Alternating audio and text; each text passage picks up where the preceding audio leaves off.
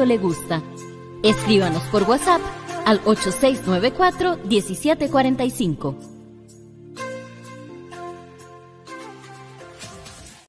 Hola, hola, bienvenidas, bienvenidos. Soy Gloriana Rodríguez Corrales y esto es Saber Vivir. Gracias por su sintonía, gracias por su compañía y a las personas que nos siguen a través de las redes sociales les vamos a dejar el link a la canción que abría el programa de hoy. Continúe en sintonía de la Radio 870 UCR.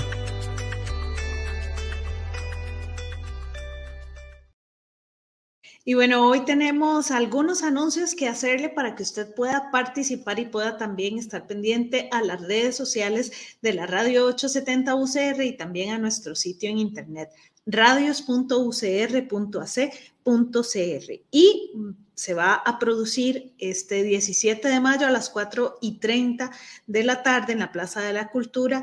Se va a hacer una manifestación pidiéndole al gobierno reconsiderar este recorte que ha propuesto de 4.000 millones de colones al Ministerio de Cultura y Juventud y que prácticamente, de acuerdo con las organizaciones y movimientos sociales, sería un cierre técnico para el ministerio. Esta manifestación se está organizando con personas de la sociedad civil este 17 de mayo a las 4:30 en la Plaza de la Cultura y desde las radioemisoras de la universidad le llevaremos a usted toda la información para que esté pendiente en nuestro Facebook, en nuestro Instagram, donde nos encuentra como 870 UCR, también en Facebook, Radio 870 UCR y las distintas noticias que puede encontrar en radios.ucr.ac.cr. También queremos invitarle este viernes 19 de mayo, estamos de manteles largos, la Radio 870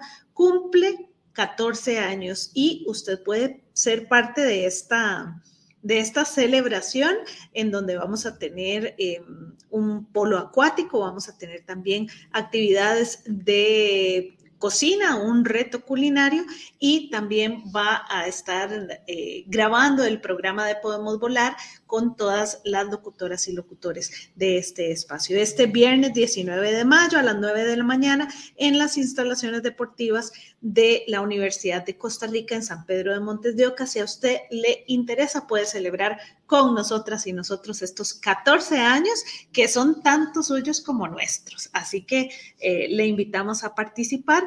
Recuerde que usted nos puede escribir al 8694-1745. Vamos ahora a ver y rever y repasar las emociones, esas que a veces nos juegan malas pasadas, pero que si tenemos herramientas afiladas para poder entenderlas, puede ser muchísimo más sencillo. Esta capsulita que vamos a escuchar a continuación es un material que coproducimos con la Oficina de Bienestar y Salud de la Universidad de Costa Rica. ¡Adelante! ¡Estiro! ¡Atrás! ¡Estiro! ¡Vamos! 1, 2, 3.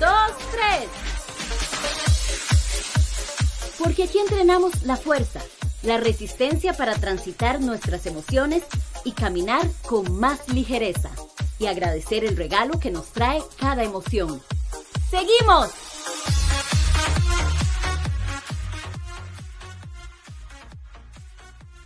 Hola, mi nombre es Silvia Mendoza, soy psicóloga clínica y hoy te guiaré a entrenar tu capacidad para gestionar la ansiedad.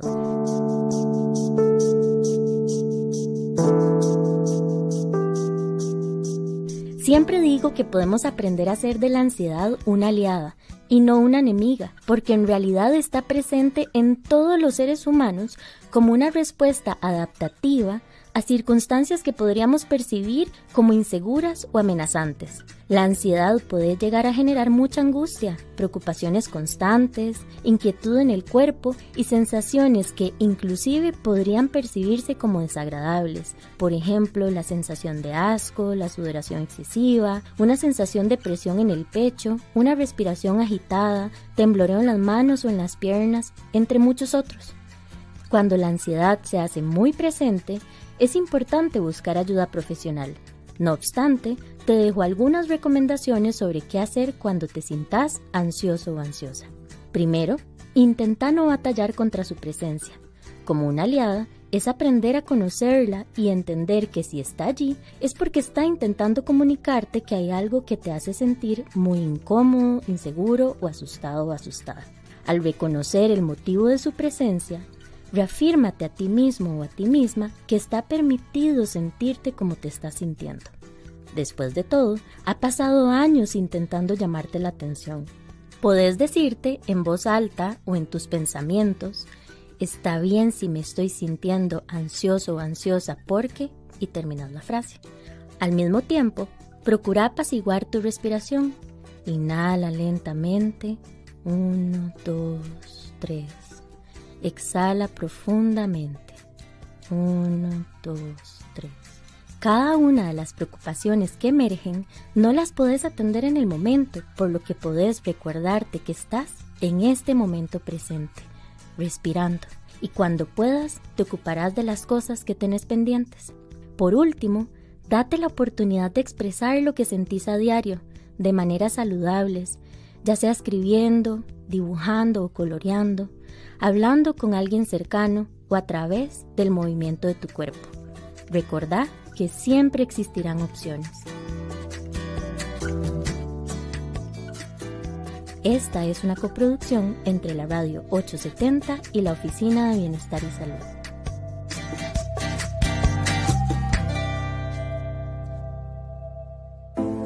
Venga, venga, conversemos.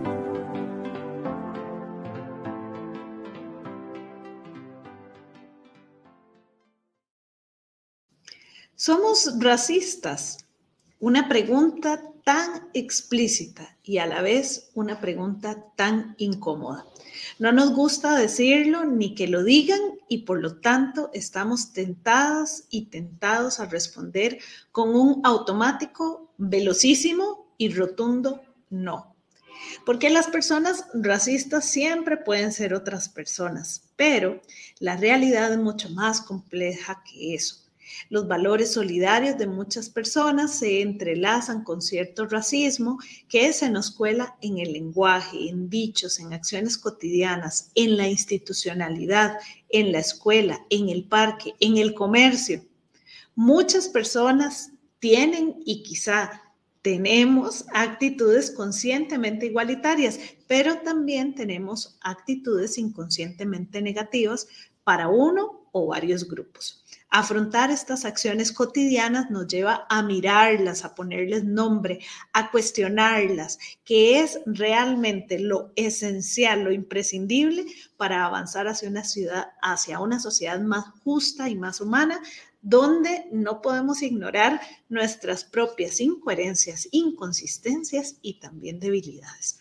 Para conversar sobre los datos acerca del racismo derivados de la encuesta Actualidades 2022, nos van a acompañar Agustín Gómez, coordinador de la sección de estadística del Centro de Investigación Observatorio de Desarrollo, y también Vania Solano, coordinadora del Observatorio para la Acción contra el Racismo del Centro de Investigaciones Antropológicas, CIEN. Bienvenida, Vania, bienvenido, Agustín. Muchas gracias por estar aquí y meterse en esta camiseta de 11 varas respondiendo estas preguntas que, aunque no nos gusten, hay que seguirlas conversando. Pero bueno, ¿cómo están, Vania? ¿Cómo está Agustín? Hola, muy buenos días a todos y todas las personas que nos escuchan. Muchas gracias por invitarnos al programa. Hola, hola, Jordana, Vania, un saludo cordial, ¿cómo están? Espero que todo bien. A los que nos siguen en redes sociales y en el resto de las transmisiones también un saludo cordial. Muy contento de participar. Creo que el resumen de lo que vos apuntás es que todos en algún momento hemos tenido o tenemos o estamos luchando por no tener actitudes hacia el racismo y tratando de luchar con preconcepciones que desde chiquititos nos podamos estar inducidos a esto. Creo que es un tema interesante, es un tema complejo, es un tema que necesita desmenuzarse para poder entender qué significa tan siquiera tener una actitud racista, ¿verdad? Y significa con mucho respeto, con mucho amor, darnos cuenta de que hay acciones que están ahí, como bien lo decía Agustín, desde pequeñas y desde pequeños, y que también con ese respeto y ese amor podemos irlas transformando también. Le invitamos a usted a escribirnos a través de sabervivirucr@gmail.com o bien a través de nuestro WhatsApp, el 8694-1745. Vamos ahora a escuchar la agenda, los temas que hemos preparado para esta semana.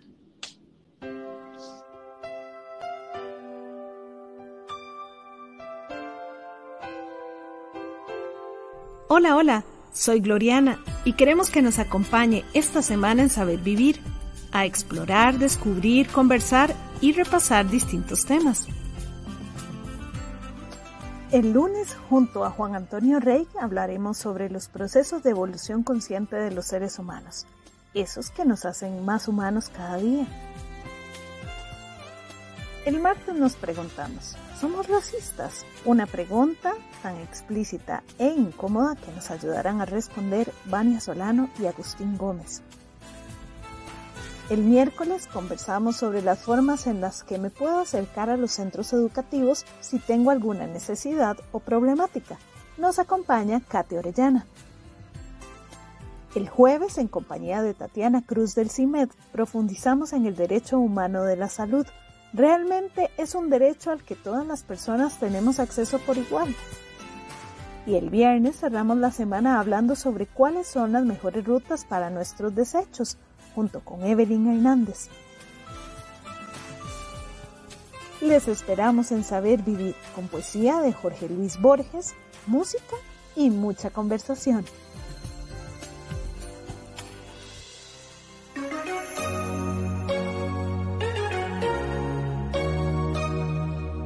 Nos puede escribir a sabervivirucr@gmail.com con dudas, comentarios o reportes de sintonía.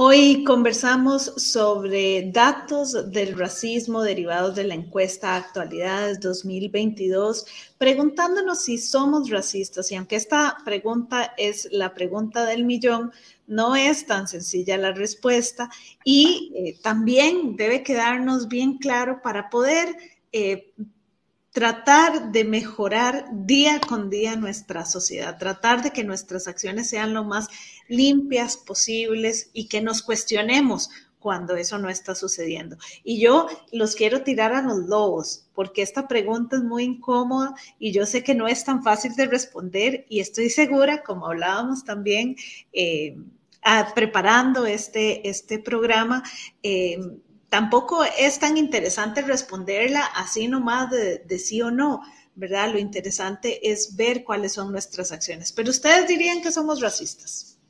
¿O qué tendríamos para decir? Bueno,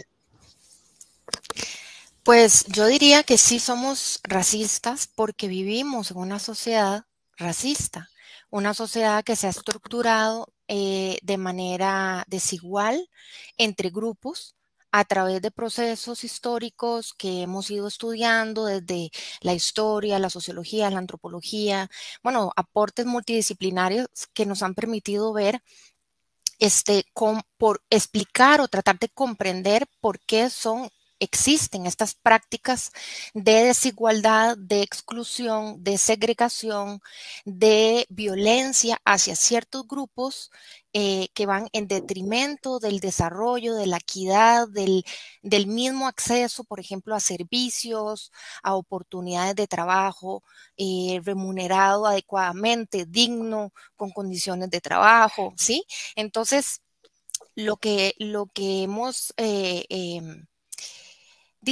hemos podido comprender que esto es un proceso histórico que se ha estructurado y que nos hace ver de manera natural actualmente una desigualdad que todo el mundo tal vez rechaza, pero que de alguna manera hemos naturalizado. Y es que hay personas y grupos en nuestros países que viven de manera desigual. ¿Qué significa esto? Pues no tienen las mismas oportunidades y tienen un lugar subordinado en la sociedad. ¿Qué quiere decir lo subordinado? Pues que siempre hay prácticas inferiorizantes, descalificantes, ¿verdad? Como cuando se dice que X grupo, por ejemplo, es vago, entonces ya hay un prejuicio hacia un grupo estigmatizador que entonces ya coloca a cualquier persona de ese grupo como una persona vaga. Y eso ya representa una discriminación porque eso puede incluso impedirle el acceso a otro tipo de trabajo y entonces también están confinada esa población X a solo tener un tipo de trabajo. Y lo que hemos visto es que este sistema racial ha sido muy funcional para reproducir las desigualdades y que unos grupos pues tengan más poder, más recursos, más condiciones privilegiadas en detrimento de otros grupos. Entonces sí diría que hay racismo, lamentablemente, tal vez hay expresiones más directas, bueno, grupos de supremacistas blancos, por ejemplo, o grupos xenófobos abiertamente que generan movimientos discursivos de odio, apología de odio, organizan actividades tendientes, incluso hacen lobbies políticos en el mundo, donde tratan de contar con leyes que les favorezcan y que vayan en detrimento, por ejemplo, de poblaciones que migran, poblaciones trabajadoras o poblaciones específicas en sus países. Pero eso es como el extremo, ¿verdad? Y entonces esas personas son racistas, pero también estamos todas las personas que vivimos en sociedades racistas que reproducimos en ese proceso de naturalización, digamos, de esa injusticia, de esa desigualdad. Y lo podemos hacer a través de la reproducción de las instituciones, ¿verdad? Como vos lo dijiste al principio del programa, cuando no generamos un acceso igualitario, pero también particular, es decir, con condiciones particulares para poblaciones en ciertas regiones, con ciertas tradiciones culturales, cuando un Estado, por ejemplo, solo potencia una lengua como oficial y olvida, invisibiliza e incluso impide la educación en lenguas maternas de los pueblos que también habitan ese país. En nuestro caso, por ejemplo, los pueblos indígenas en Costa Rica no solo hablamos el castellano, el español, hablamos hay muchas lenguas indígenas que pueblos las siguen viviendo como lengua materna y no tienen el mismo derecho, por ejemplo, de estudiar en su lengua materna, ni tener por ejemplo, los libros educativos, no solo en su lengua, sino con ejemplos y convivencias que tengan que ver con sus formas tradicionales, con sus experiencias. Entonces ahí vemos el racismo, ¿verdad? Es un racismo estructural que se reproduce y luego está el racismo que también se vive, por ejemplo, en los deportes, en los estadios, ¿verdad? Tanto así que la FIFA ha tenido que desarrollar protocolos para manejar el racismo en los estadios de fútbol, para limitar esas expresiones de racismo que se dan, por ejemplo, con respecto a la participación de personas de diferentes grupos culturales en el deporte. Entonces, al final esa manifestación, por ejemplo, en un estadio, es una manifestación de una sociedad que se refleja en el espacio del deporte, pero es un racismo que está en la sociedad, en el conjunto de los vínculos, de las relaciones que tenemos las personas. Y también están los espacios sociales más pequeños, ¿verdad? Incluso en las familias se vive racismo cuando hay matrimonios entre personas de diferentes culturas, incluso de diferentes regiones que tienen tradiciones culturales alimentarias distintas. Ahí se ve y puede generar realmente una violencia cotidiana terrible. Entonces sí hay racismos en muchos planos, en muchas escalas y que generan pues tanto dolor cotidiano, violencia cotidiana, como violencia estructural que impide, por ejemplo, un buen desarrollo de las oportunidades de vida.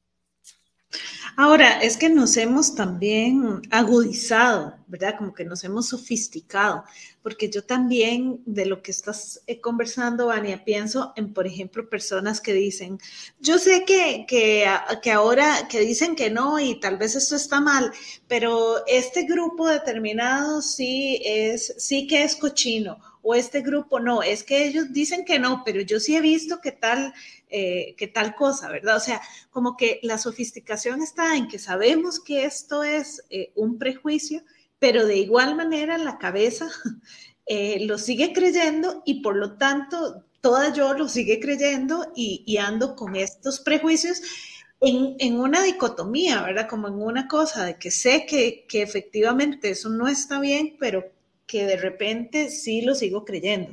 Esa es una. Y la otra es quizás algunos estados, algunos pueblos y sociedades que reconocen efectivamente que no solo se habla el castellano, que hay otras lenguas, pero que a la hora de incluirlos, los materiales oficiales, por ejemplo, solo salen en castellano. O sea, yo lo reconozco y digo, ay, sí, ahí están las comunidades indígenas, pero ¿qué pasa con todos los materiales? ¿Qué pasa con el derecho a la salud de ejercer su medicina, por ejemplo? ¿Qué pasa con un montón de cosas que a la hora de la hora, aunque yo los reconozca y diga, ay, sí, ahí están, no pasa nada, ¿verdad? También. Pero bueno, Agustín, ¿qué dirías vos? ¿Somos racistas? Yo creo que como apuntaba Vania, hay un espectro, digamos, muy grande de qué podría ser caracterizado como una actitud o no racista. Creo que inclusive la pandemia nos dejó un nuevo o incentivó un nuevo método de racismo, que es el tema de los discursos de odio, la forma como nosotros también nos comportamos en este entorno digital o en este medio virtual, pongámosle, o en esta realidad alterna en donde lo único que nos separa de agredir a una persona es una distancia entre los dedos y una tecla. Dicho esto, creo que también es interesante analizar cómo se comportan esos patrones y cuáles son esas características que pueden detonar una actitud o no. Es un constructo, pensando que un constructo es eso que queremos medir, muy difícil de cuantificar porque no es como lo apuntábamos al inicio del programa de preguntarle a la ciudadanía, ¿usted es o no es racista? Porque claramente el 99% pensando, digamos, de una manera muy extrema nos va a decir que no. Porque no es algo bien visto, no es algo, digamos, de lo cual uno podría enorgullecerse como tal, a menos de que sean aquellos grupos muy extremos que ya tienen una preconcepción y que creen en este concepto fielmente, la superioridad como tal. Entonces, uno tiene que, desde la óptica de la estadística, tratar de aproximar este fenómeno a través de conceptos o de ejemplos o de herramientas que nos permitan tener un dato y apuntar y con base en ese dato poner a disposición de la ciudadanía la problemática como tal. Igual pasa con conceptos como corrupción, igual pasa con conceptos como violencia doméstica, igual puede pasar con conceptos como bienestar, como felicidad, digamos que son cosas muy abstractas que a veces se pueden materializar en hechos, pero que a la hora de cuantificarla, de tener un dato, de tener una medición, es el reto que se nos presenta. Nada más para ponerles un ejemplo, en un análisis que se hizo el año pasado, que participó el Observatorio de Comunicación Digital del Centro de Investigaciones de Comunicación de la UCR, a partir de un análisis de textos, de mensajes en redes sociales, se identificó que el 71% de estos, digamos, habían sido ligados a temas de odio y discriminación. Y de esos también, cuando uno empieza a analizar, hay un porcentaje muy alto de esos que están asociados a temas de racismo, a temas de, digamos, de orientación sexual, de género, de xenofobia, de choques generacionales, de discapacidad que se estaban, digamos, haciendo referencia. Ahora, esa es una forma de abordar el racismo como tal. Entonces, con base en los datos, podremos decir que sí existe. Digamos, hay formas, hay mecanismos de poder cuantificarlo, de poder llegarle a un dato. Creo que la concepción e inclusive cómo nosotros nos educamos y haciendo un poco de referencia, digamos, a lo interno, mucha de la educación no solo es de padres y madres, es un porcentaje también importante, pero también del contenido que nosotros como niños o niñas recibimos de los medios de comunicación o de la televisión como tal. Y en función de esos patrones, ¿qué también nos están diciendo que son actitudes que son permitidas y que otras actitudes no son permitidas? Por ejemplo, lo que decía Vania de ir al estadio, digamos, es una concepción de que uno va al estadio a descargar, a desquitarse, a decir ciertas actitudes porque es lo que se hace en ese momento y en ese espacio. ¿verdad? Y no se cuestionaba si eso que uno hacía era bueno o era malo, sino que era partícipe de digamos, de un evento masivo en donde todo el mundo empezaba a reaccionar con base en un detonante. Y perdón, como decía Vania, la FIFA tuvo que poner estructuras, empezar a sancionar, digamos, estas actitudes, porque en el pasar de los años, y podemos hablar, y Vania es la experta, en los últimos 100, 200 años, se ha visto los cambios y la necesidad de cambiar el patrón con el cual nosotros nos venimos educando para hacer evidente que tal vez esas actitudes no son las correctas y que debemos cambiar como sociedad. Ahora, el poder realizar este tipo de estudios como el que vamos a compartir algunos de los datos más adelante de cómo realmente se cuantifica, cómo yo percibo el trato hacia otras personas, eso qué quiere decir, cómo calificaría el trato hacia esa población indígena que estamos hablando, hacia la población negra o afrodescendiente, hacia las personas nicaragüenses, hacia chinos y judíos, nos denota también cierto comportamiento del costarricense en estos espacios. Entonces, para hacer un balance, creo que sí, tenemos un espectro muy grande de actitudes hacia la discriminación como tal, y creo que los matices con los cuales nosotros vayamos aproximando esas mediciones nos va a decir en qué grado el costarricense como tal materializa esas acciones. Una cosa también es el costarricense solo frente a una acción, una cosa es el costarricense en grupo frente a la misma acción.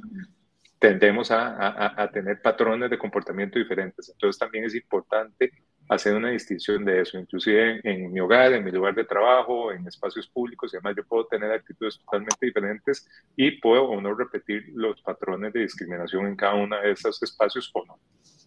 Mira, entonces es interesante cómo desagregar ese tipo de respuesta. Mi mamá decía que uno se envalentonaba en grupo, ¿verdad? Y correcto. Es eso lo que estás apuntando.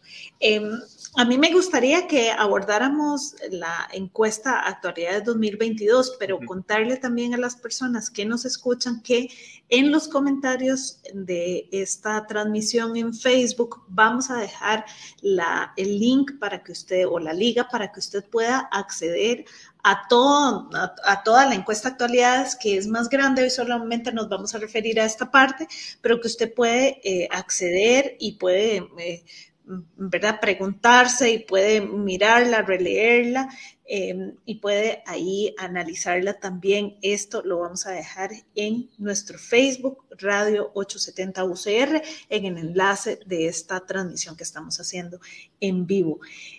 ¿Qué nos encontramos? ¿Qué se encontraron ustedes en la encuesta Actualidades sobre el tema específico de racismo? ¿Qué nos puede decir esta encuesta de nuestras acciones y comportamientos? Bueno, Gloriana, cuando pensamos, se nos abrió la oportunidad de que uno de los módulos de esta encuesta, que como ya indicaste, es un ejercicio que se hace en el segundo semestre del curso de encuestas por muestreo de la Escuela de Estadística con estudiantes. Pensamos en qué podíamos preguntar en un módulo que es reducido, ¿verdad? No es una encuesta de amplio espectro, y nos centramos básicamente en 13 preguntas, tratando de poder captar dos ámbitos. Uno, ¿qué piensan las personas acerca del trato general que hace la sociedad en nuestro país sobre 5 grupos específicos? Y luego otro módulo temático de preguntas que ahonda un poco más la experiencia propia de discriminación, maltrato o situación vivida injusta con respecto a una serie de condiciones que ahorita vamos a comentar. Y por último también preguntamos si conocían una ruta de denuncia contra el racismo en específico, y también preguntamos si a lo largo de su vida habían tenido el deseo de interponer una denuncia por racismo o discriminación racial. Entonces, eso es como la batería de preguntas que realizamos. Y bueno, vamos a iniciar por esa percepción general que tienen las personas entrevistadas, que por cierto fueron una muestra de 1.873 3 personas con respecto a varios grupos. Se les preguntó sobre el trato que reciben ciertas personas en nuestro país y cómo esas personas calificarían ese trato. Se preguntó por los grupos indígenas, por las personas negras y afrodescendientes, por las personas nicaragüenses o sus descendientes de estas familias nicaragüenses, la comunidad china o descendientes de personas chinas y la comunidad judía. Y lo que encontramos en los datos es que las 3 poblaciones o el mayor porcentaje de respuestas de las personas entrevistadas que mencionan un maltrato o muy maltrato, ¿verdad? O porque se les preguntó si consideraban que había un muy maltrato, un maltrato neutro, buen trato y muy buen trato.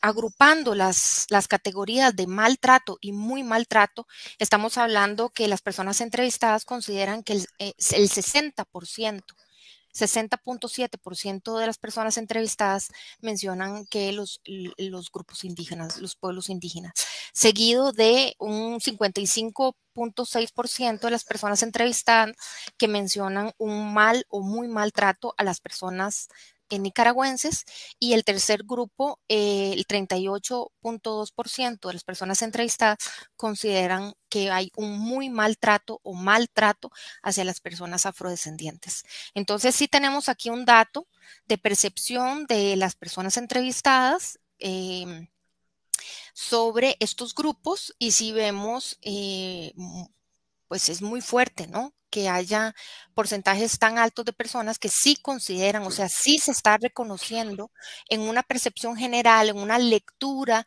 social de lo que ven en las interacciones, ¿verdad? Habría que hacer después un trabajo cualitativo para ver cómo ellos traducen esa percepción de maltrato y muy maltrato en específico, ¿verdad? En acciones específicas. Pero aquí tenemos una percepción general y sí nos está hablando de alguna manera una forma de percibir a estos grupos y del trato que hace el conjunto de la sociedad a estos pueblos, a estos colectivos sociales y culturales. Agustín. Si me permitís, también hay que tener un contexto de cuándo es que realizamos o se realizó esta encuesta, porque también las actitudes o las percepciones pueden cambiar a lo largo del tiempo, digamos, y tal vez la escala o la posición que mencionaba ahorita Estebania, si hacemos la encuesta hoy y a la luz de las noticias y el bombardeo que también tenemos por los medios, puede que algunos grupos tengan una percepción más negativa que positiva hoy en día. Esta encuesta se realizó en octubre del año pasado en una muestra telefónica a través de un método estadístico que permite generar una representatividad de números celulares dispersos en todo el país, que después tiene un ajuste o una ponderación de acuerdo a la encuesta nacional de hogares para poder tener una distribución más representativa a lo largo de todo el territorio.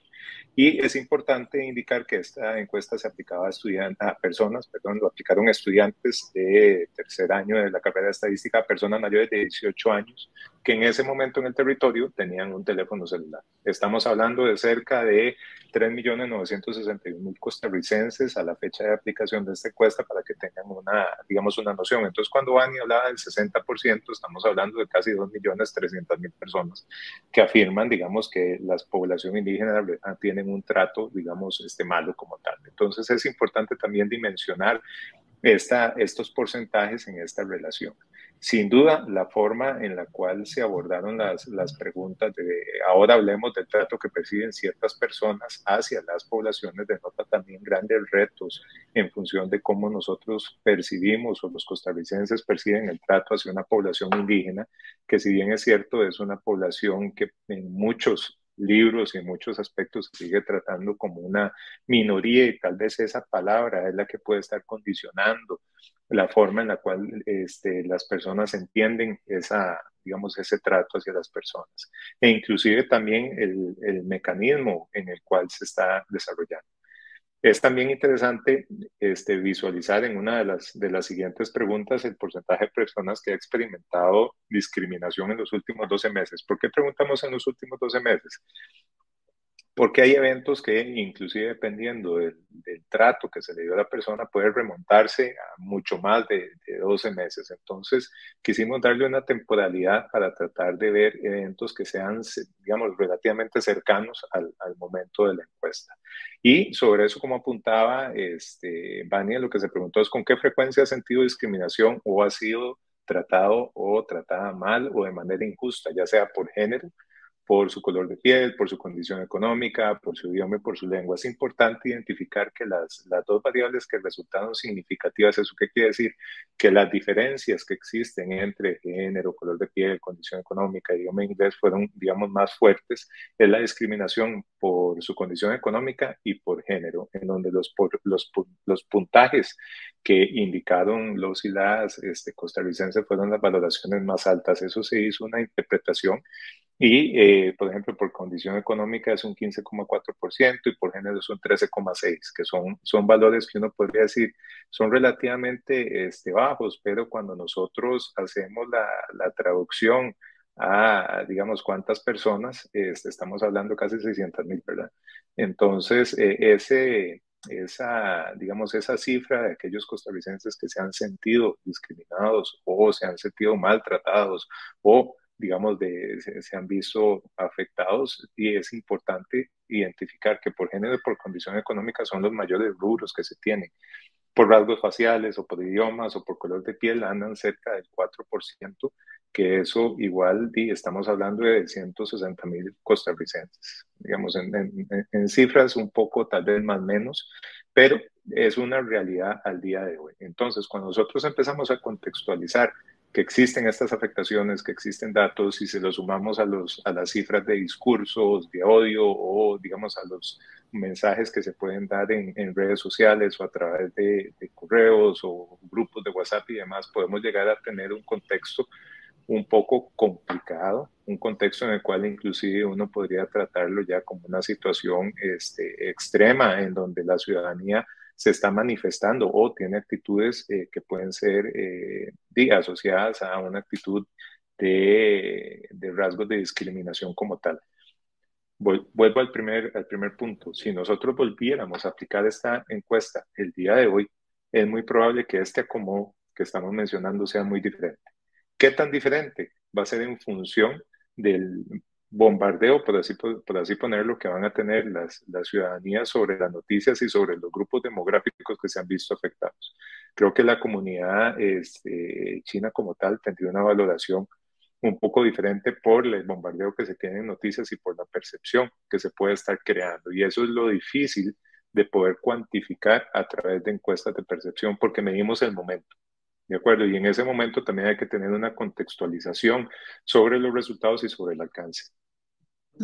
Qué importante esto que señala Agustín, ¿verdad? Cómo leer las encuestas en un momento determinado y tampoco hacer de esta encuesta, esto va a ser por siempre y para siempre, porque implica ese contexto, implica también la opinión pública que anda rondando. Creo que si en este momento tiramos la pregunta, decir lo más grave es la discriminación, el racismo o la inseguridad, gana la seguridad, ¿verdad? O sea, por el momento en el que estamos, ¿verdad? Por los discursos, pero habrá que hacerlo para poder tenerlo en consideración.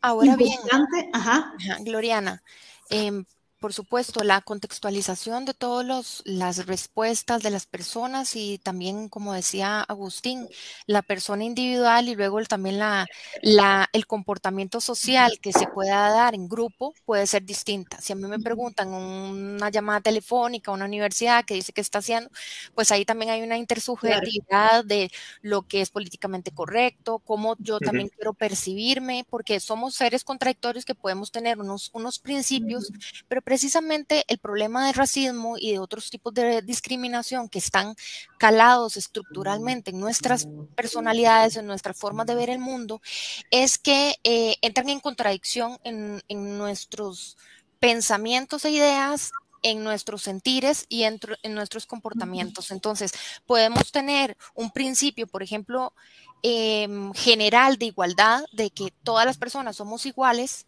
pero en la práctica, los grupos a los cuales le aplicamos esa igualdad son solo los grupos que son conocidos por mí en mi entorno familiar, en mi entorno comunitario, en mi entorno religioso, ¿no? Es decir, esa igualdad la aplicamos solo en el grupo que consideramos que es el que nos pertenece y entonces esa justicia de igualdad la ejercemos solo para el grupo nuestro y esa es la injusticia que se genera a nivel social, porque entonces ese principio general no lo aplicamos por igual al resto de los grupos y colectivos con los que convivimos.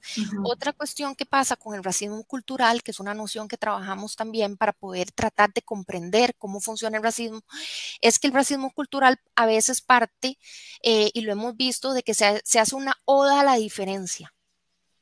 Y la oda de la diferencia no necesariamente nos lleva a esa empatía hacia comprender que esa diferencia también es equivalente a nuestro grupo, ¿verdad? Es a lo que me refería cuando esos principios de igualdad, de libertad, de respeto, de armonía, los ejercemos solo al interior del grupo, pero no lo consideramos un derecho para el resto de los grupos, ¿verdad? Entonces, el racismo cultural ha llegado a partir de que vos sos diferente, pero no quiero mezclarme contigo. Y no solo no me quiero mezclar, sino aún peor, tengo un imaginario de lo que sos como parte de un grupo y no solo es peyorativo, sino además no me interesa conocerlo. Y eso es un racismo muy peligroso que se está calando en nuestras sociedades porque el discurso de la diferencia se está utilizando para sostener discursos de incompatibilidad. Yo te acepto diferente, pero es incompatible que vivamos juntos, ¿no? Y no hay aproximaciones para realmente conocernos quiénes somos. O sea, no nos interesa qué piensa el otro grupo, qué hace, cuáles son sus tradiciones culturales, alimentarias, cuáles son sus aportes literarios, musicales, ¿sí? Y va generando segmentaciones, ya no solo espaciales, sino segmentaciones comportamentales en los espacios públicos, en los espacios privados, hay encierros, ¿no? Entonces, esas dinámicas son muy complicadas. Y a lo que iba es que entonces, sí es muy importante conocer el contexto, pero también es importante el dato cualitativo. Si hay una percepción de que hay un maltrato hacia grupos particulares, hay que ponerles atención. Hay que ponerles atención a ese reflejo, aunque sea oscilante. Es importante ver que sí se están presentando situaciones de violencia y discriminación, incluso que interactúan. Por eso es que la batería de preguntas va con respecto a varios tipos de discriminación, ¿verdad? Y eso tal vez es importante también hablarlo en las encuestas. ¿Por qué no preguntamos solo sobre racismo, ¿verdad? O discriminación racial. Y es que las personas somos una sola persona y pertenecemos a conjuntos familiares, sociales, ¿verdad? Pero nuestra vivencia es como una sola persona. Entonces yo puedo ser mujer, que tengo una edad, ¿verdad? Una condición de discapacidad o no, una historia de vida, ¿sí? Y entonces el género afecta también la discriminación racial. No se vive de la misma manera una discriminación por color de piel en mujeres que en hombres, por ejemplo. No se vive igual una discriminación de género con respecto a una condición económica. Entonces, no es lo mismo ser una mujer pobre, ¿verdad? Que un hombre pobre.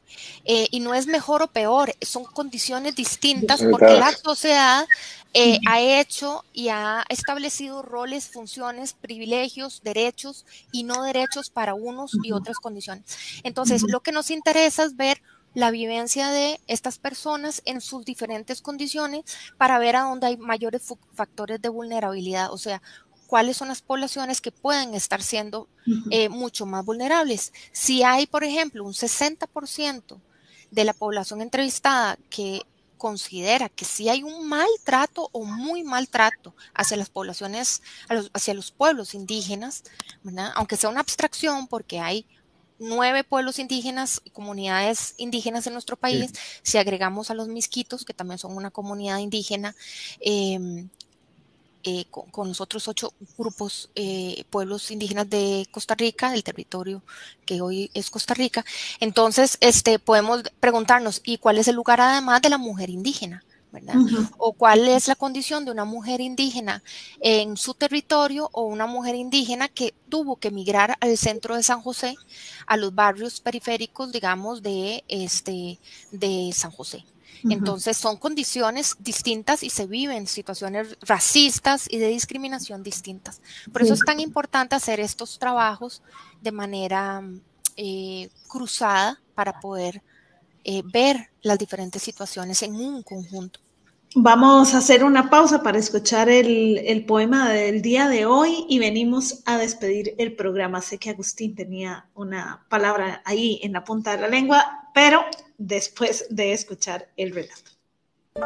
Dicen quienes cuentos cuentan que había una vez. Pero yo he comprobado que habían muchas más veces.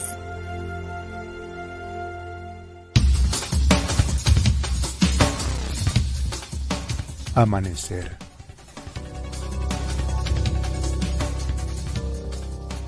En la honda noche universal que apenas contradicen los faroles, una racha perdida ha ofendido las calles taciturnas como presentimiento tembloroso del amanecer horrible que ronda los arrabales desmantelados del mundo.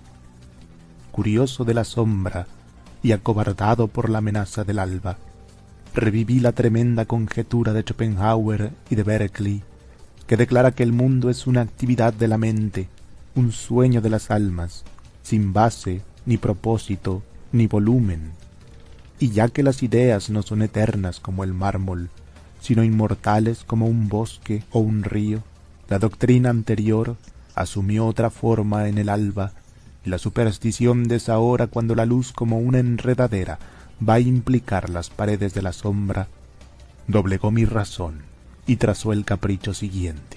Si están ajenas de sustancia las cosas, y si esta numerosa Buenos Aires no es más que un sueño que erigen en compartida magia las almas, hay un instante en que peligra desaforadamente su ser, y es el instante estremecido del alba, cuando son pocos los que sueñan el mundo, y sólo algunos trasnochadores conservan, cenicienta y apenas bosquejada, la imagen de las calles que definirán después con los otros.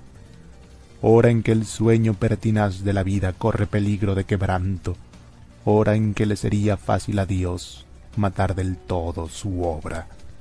Pero de nuevo el mundo se ha salvado. La luz discurre inventando sucios colores, y con algún remordimiento de mi complicidad en el resurgimiento del día, solicito mi casa, atónita y glacial en la luz blanca, mientras un pájaro detiene el silencio y la noche gastada se ha quedado en los ojos de los ciegos.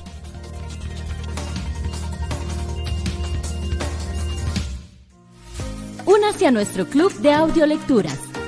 Escríbanos por WhatsApp al 8694-1745.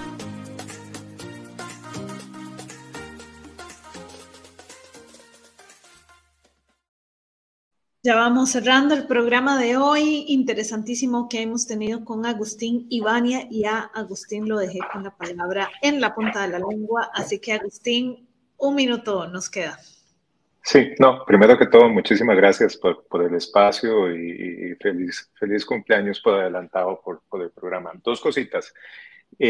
Cuando se hizo la consulta de si conoce una ruta para hacer denuncias o interponer denuncias por racismo, uno podría decir que cerca de 713,000 personas costarricenses lo conocen. El dato más importante es el por qué 3.200.000 personas no conocen cuál es la ruta para poder interponer una denuncia. E inclusive un dato todavía más alarmante es que cerca del 9%, eso nos lleva a pensar que cerca de 350,000 personas han querido interponer una denuncia por temas de racismo.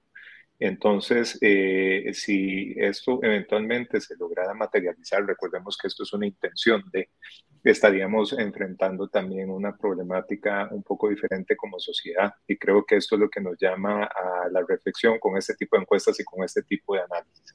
que se necesita investigar más, se necesita evidenciar más con datos esto para una toma de decisiones y poder en la discusión de los tomadores de decisión de política pública realmente cuáles son esos diseños y esas nuevas reformas que se deberían estar hablando en este momento para tratar de combatir estos fenómenos que se están dando en nuestra sociedad. Y con esto termino.